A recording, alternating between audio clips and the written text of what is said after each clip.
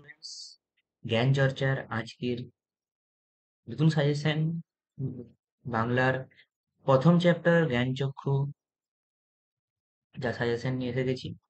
এবং তোমরা সাজেশনটা এখানে দেখতে পাচ্ছ যেরকম থাকে আমাদের প্রথমে এমসিকিউ, তারপর একটি বাক্যের উত্তর, সেরকম সেম টু সেম আছে। তো চলো শুরু করা যাক আজকের ভিডিও। প্রথমে আমরা দশম শ্রেণীর জ্ঞানচক্ষু, যেটা আশাপূর্ণা দেবীর লেখা, সেখানে কিছু কোশ্চেন আমরা এনেছি। এই ক্ষেত্রে আমি শূন্যস্থান পূরণটাকে আলাদা করিনি। শূন্যস্থান পূরণও এমসিকিউ এর সঙ্গেই দেওয়া আছে। এখানে শূন্যস্থানে শব্দ কোথাও এরকম ধরনের লেখা আছে। তো এগুলো তোমরা ভালোভাবে দেখে নেবে। কোশ্চেন কিন্তু এখান থেকে কমন পড়বে, একদম কোনো ভয় পাওয়ার দরকার নেই। এগুলো নিখুঁতভাবে খুঁটিয়ে খুঁটিয়ে পড়ে যাও। এর মধ্যেও কোনগুলো ইম্পর্টেন্ট আমি আবার বলে দিচ্ছি। তো এমসিকিউ এর মধ্যে ইম্পর্টেন্ট বলবো না, প্রত্যেকটা ইম্পর্টেন্ট এমসিকিউই এখানে দেওয়া আছে। একটাও কিন্তু এই মানে কোনো এমসিকিউ মানে এমনি তুলে দেওয়া নেই, প্রত্যেকটা ইম্পর্টেন্টই দেওয়া আছে।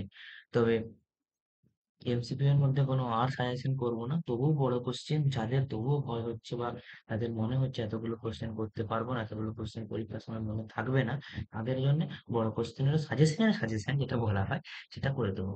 ওকে, তো প্রথমে শুরু করা যাক। প্রথমে এমসিকিউ এখানে 9টা আছে, তারপরের পেজে আমি যাচ্ছি। তারপরের পেজে এখানে আছে 17টার মতো এমসিকিউ। তারপরের পেজে আছে 23টার মতো এমসিকিউ। তারপরে আছে 25, এখানে 25টা এমসিকিউ, এখানে শেষ হচ্ছে এমসিকিউ। তবে তোমরা ভয় পেও না, প্রত্যেকটা তোমাদেরকে স্ক্রিনশট করে রাখতে হবে না। আমার টেলিগ্রাম গ্রুপে এর আমি পিডিএফ দিয়ে দেবো, বিপিটি স্লাইডসটার পিডিএফ তোমরা পেয়ে যাবে টেলিগ্রাম গ্রুপে। টেলিগ্রাম গ্রুপে সবসময় জয়েন থাকতে হবে। টেলিগ্রাম গ্রুপে জয়েন থাকলে সেখানে তোমরা ওর আপডেটস, বিভিন্ন আপডেট, কখন কোন ভিডিও আছে, কোন কোন সাজেশন হচ্ছে, আমি তোমাদের কাছে মতামত নেবো। কোন সাজেশনটা তোমরা এখন চাইছো, কোন ক্লাসের সাজেশন তোমরা চাইছো, সেরকম অনুযায়ী তোমাদের সাজেশন দিয়ে দেওয়া হবে।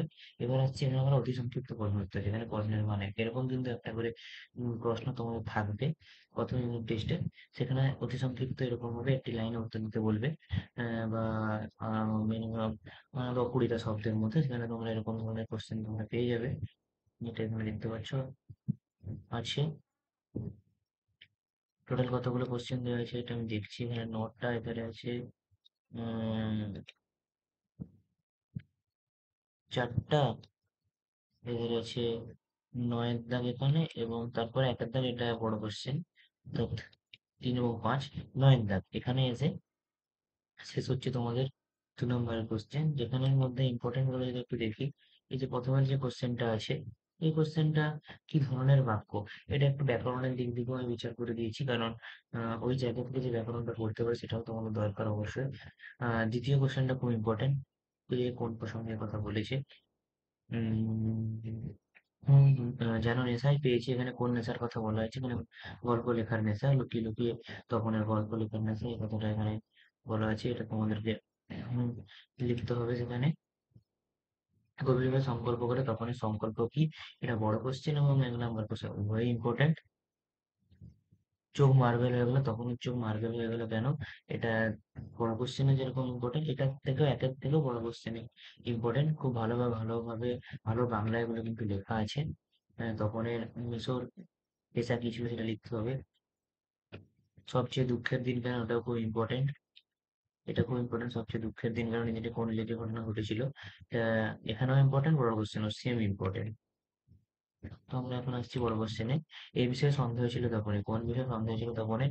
এখানে যে লেখক সম্বন্ধে, লেখকদের আচরণ কিরকম হয়, তার বাবা কাকা কিংবা মামার মতোই নাকি, সেরকম বিষয়ে তখন যে ধারণা পোষণ করতো সেটা বিষয়ে তোমাদের গল্প অবলম্বনে লিখতে হবে। তোমাদের গল্পটি যদি অবশ্যই ভালো করে পড়া থাকে, প্রশ্ন লিখতে কোনো প্রশ্নের উত্তর লিখতে কোনো অসুবিধা হবে না।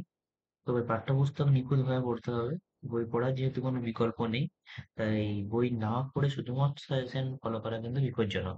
তাই প্রথমে তোমরা বই পড়ো, বই পড়ার পরে তোমরা সাজেশন করো। কারণ বই পড়া থাকলে কি হয়, যদি সাজেশনের বাইরেও কোনো সাজেশন 99.99% কি 110% হলেও কিছু কিছু প্রশ্ন ওই কোশ্চেনের মধ্যেই আছে, কনসেপচুয়ালি আছে, ওই কোশ্চেনটার মধ্যেই উত্তর আছে, কিন্তু তোমরা খুঁজে পাচ্ছ না, কারণ তোমাদের বইটা পড়া নেই। বইটা যদি পড়া থাকে, এই কোশ্চেনের মধ্যে সেই কোশ্চেনটারও উত্তর আছে, কিন্তু তুমি লিখতে পারো না। তখন যদি বইটা পড়া থাকে অবশ্যই তুমি লিখতে পারবে। রত্নের মূল্য জহুরির কাছে, রত্ন জহুরি বলতে কাকে বোঝানো হয়েছে? রত্ন জহুরির পরিচয়, 2 নম্বর কোশ্চেন, খুব ইম্পর্টেন্ট কোশ্চেন। কিন্তু তোমাদের একটা কথা বলি, এখানে উৎস তোমরা প্রত্যেকটা প্রথমেই একটু উৎসটা দিয়ে দেবে, ঠিক আছে? যদিও এখানে দেওয়া আছে, এটা একটা আলাদা করে পয়েন্ট করে উৎস করে সেটা দিয়ে তারপর এটা শুরু করবে, দেখতে ভালো লাগে। তপনের মনে হয় আজ জীবনের সবচেয়ে দুঃখের দিন, ওখানেও বলেছিল এখানেও বলছি, কোশ্চেনটা কিন্তু সেম ইম্পর্টেন্ট। এই দুঃখের মধ্যে সে গভীরভাবে সংকল্প করে। এই সংকল্পটা কিন্তু খুব ইম্পর্টেন্ট। তপনের সংকল্পটা কি ছিল? এখানে একটু ছোট কম্প্যাক্ট লেখা আছে, সহজ যাতে নাম্বার পাওয়া যায়। অতিরিক্ত লেখে পাতা ভরানোর কোনো দরকার নেই। সঠিক লেখো, টু দি পয়েন্ট অ্যান্সার লেখো, কম জায়গার মধ্যে লেখো, শব্দ সংখ্যার মধ্যে লেখো, তুমি অবশ্যই নাম্বার পেতে পারছো। তারপরে বুকের রক্ত চলকে ওঠে তপনের, এটা কিন্তু ইম্পর্টেন্ট কোশ্চেন। কখন?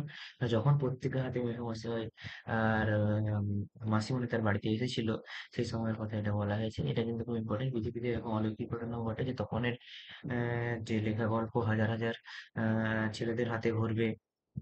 এটা অলৌকিক ঘটনা এখানে যেটা বলা হয়েছে সেটাও কিন্তু খুব ইম্পর্টেন্ট প্রশ্ন। যেন নেশায় পেয়েছে, কিসের নেশা? অবভিয়াসলি সারা ঘরে সরগোল পড়ে যায়। এটা গল্প লেখার নেশা, সারা কিসের জন্য সরগোল পড়ে যায়? এটা কিন্তু খুব ইম্পর্টেন্ট প্রশ্ন। এটা করবে।